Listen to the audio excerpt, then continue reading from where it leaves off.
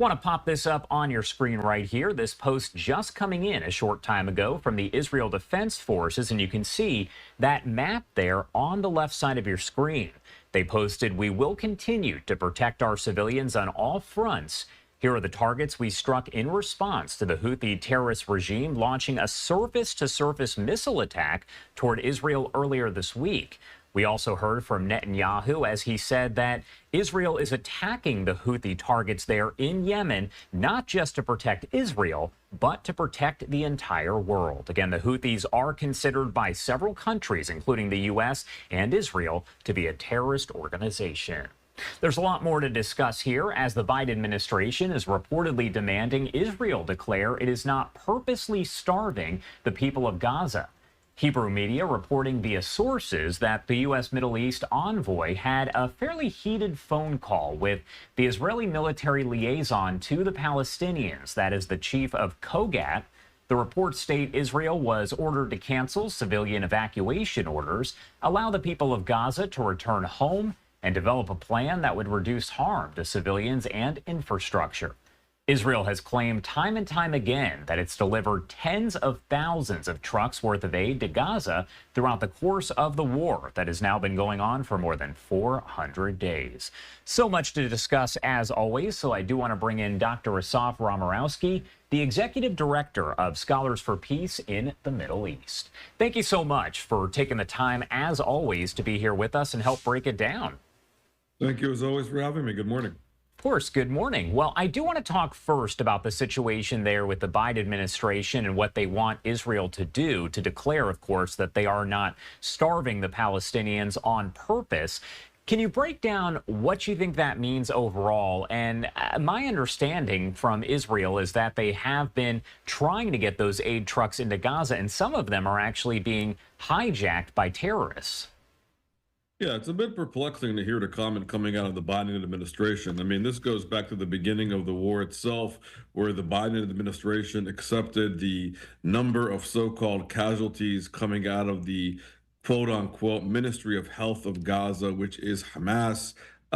We've had many declarations and comments about starvation and famine and whatnot coming out of UN entities. Amnesty International latest report is the biggest fallacy that has come out of late regarding these kind of, claims of genocide and starvation and famine and whatnot. This is all part of the Hamas playbook, which is a propaganda playbook to create this pressure coming on to Israel and Israel's actions. So let's be actually factual and see actually what actually has been happening.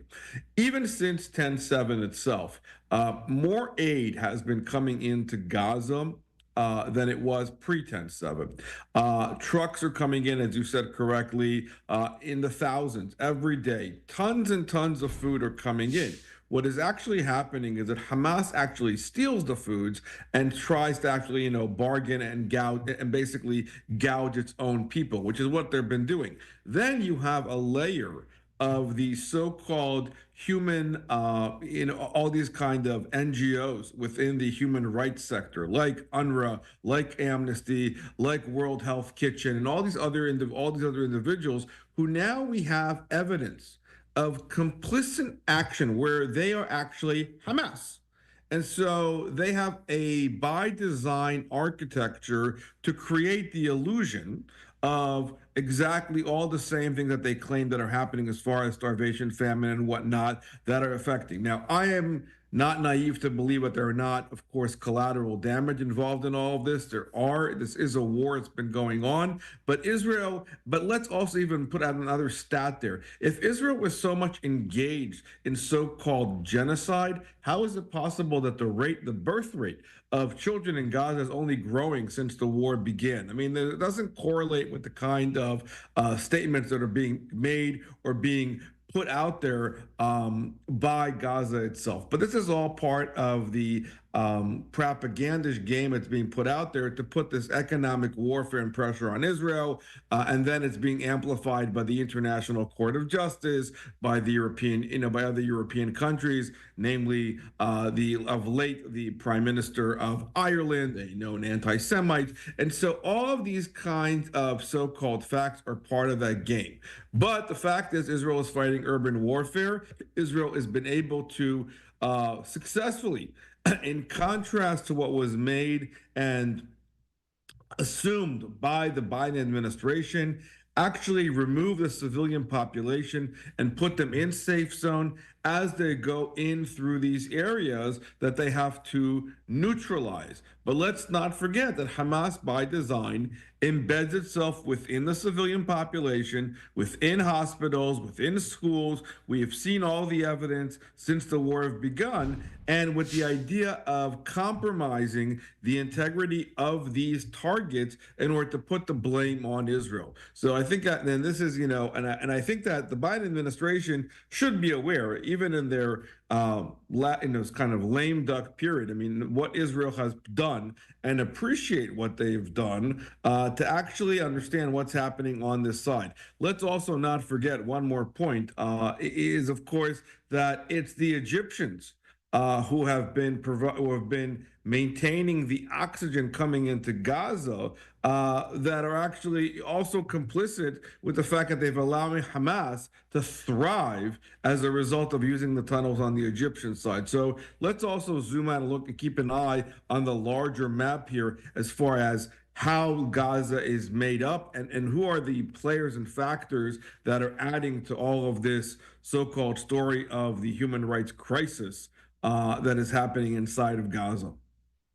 And I do want to pop, speaking of maps, up this image that was released by the IDF earlier. I showed this to you a couple minutes ago, but they say we will continue to protect our civilians on all fronts. Here are the targets that we struck in response to the Houthi terrorist regime launching a surface-to-surface missile attack toward Israel earlier this week. Now, Netanyahu has said that essentially, Israel is launching these strikes on the Houthi targets in Yemen, not just to protect Israel, but to protect the entire world. Explain to me what all of that really means.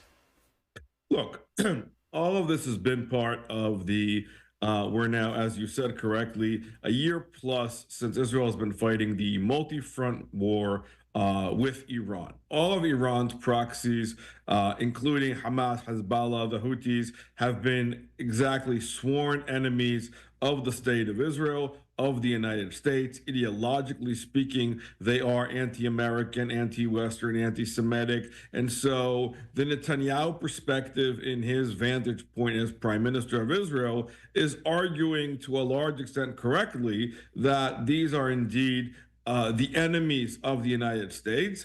And if Israel does not protect that front, they will come home. To my mind, they're already here. We're seeing these cells that have been imploding and exploding on American college campuses. There is a larger cultural problem that we're seeing here by these organizations when you have students who are draping themselves with flags of Hamas and Hezbollah and actually endorsing and walking around with pride and zeal for support for terrorism. So the ideology is already coming home, but Israel is indeed fighting and doing the hand-to-hand combat, literally, when it comes to these wars and these proxies. And I think that that's really, but the bigger issue to my mind, of course, goes back to the head of the snake, and that is Iran.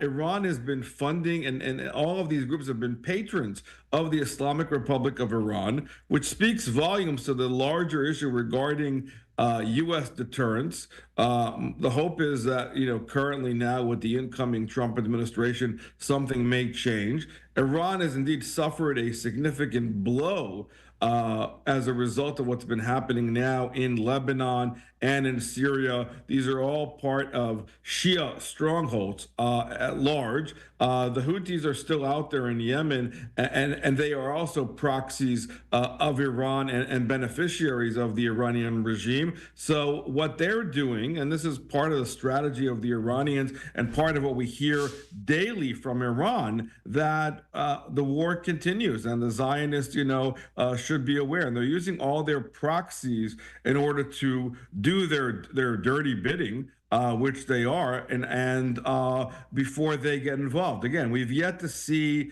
a retaliation from Iran from the last attack Israel did. So how they're using, themselves as far as conventional and non-conventional tactics is part of what you're seeing here happening by the Houthis. Going a little bit deeper into that, you and I have talked about this in the past, but I do want to talk about how the Houthis overall, their arsenal, so to speak, does compare to Hamas, Hezbollah. Again, as you mentioned, it's all connected to Iran. They are, of course, part of Iran, if you think about it. So how do the powers, so to speak, of the Houthis compare when you kind of look at them and rank them? I mean, they are, look, I think they're on they're not Hamas equally, they're not Hezbollah equally, they're a little bit more, they're on a kind of a one tier lower, but they still have capabilities. I mean, last time when they hit Tel Aviv, they were able to utilize civilian actual radar screens in order to be not detected, and to actually, in Israel, did not detect when they hit areas actually near the U.S. consulate and the U.S. embassies inside of Israel. I mean, I think that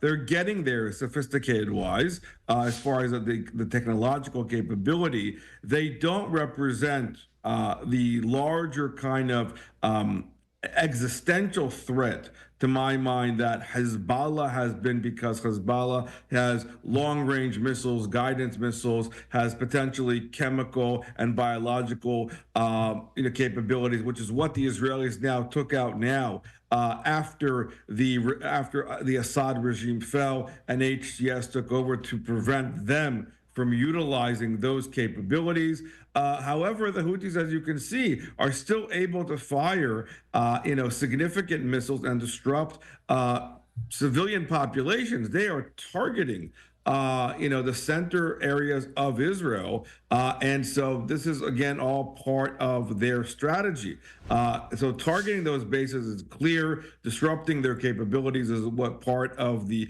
target itself, as far as what the Israelis need to do to create that. But as you can see, which also speaks to the ability of their capability and their stockpiles, they continue to have a significant amount of stockpiles coming in to utilize them. They are significantly still getting armed and rearmed by the Islamic Republic of Iran. And so this continues. They have not been entirely devastated yet. And even Hamas, which I would say at this point is maybe 92% devastated by what Israel has done in Gaza, still they're able to pop up and create, more and more havoc inside of Israel. This continues, which also speaks, I would just want one more point to add, to the ideological commitment to, no matter what happens, even at their last bullet, so to speak, quote unquote, they are still willing to utilize those capabilities and attack what they define as the Zionist entity, the enemy in their mind of the world. And in their viewpoint, from their vantage point, and this goes back to your earlier question, America is the large Satan, Israel is a small Satan. That satanic alliance needs to be targeted again and again and again, which is what they're doing and how they're utilizing Israel. Positively, I will say that this is something we did not see, 25, 30 years ago, is as a result of the Abraham Accords, you are seeing more collaboration with those Sunni Arab countries that Israel has normalized ties with, and even not formally, like the Saudis and Jordanians, who do have ties with, who are helping the Israelis fight back, because they understand, which is the critical part here, that Iran represents the largest destabilizing factor in the region at large, and Iranian proxies. So those threats are very real to them, which is why you're seeing collaboration, which we did not see, which is positive regionally speaking. All right, Dr. Asaf Romarowski, as always, thank you so much for joining us to help break it down. There's so much to discuss, so I feel like I could talk to you for hours there. Thank you so much for taking the time to be here with us. We appreciate it. Always at your service, and thank you so much. Thank you.